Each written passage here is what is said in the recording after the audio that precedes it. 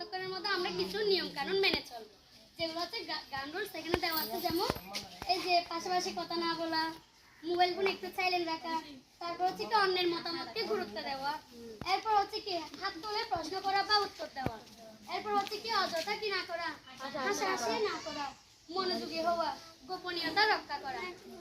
এটা গোপনীয়তা রক্ষা করাটা হচ্ছে কি এখানে আমরা আমরা এখানে প্রায় 30 জন মতো আছি, 30 জন 30টা ফ্যামিলি থেকে আসছে, তাই না?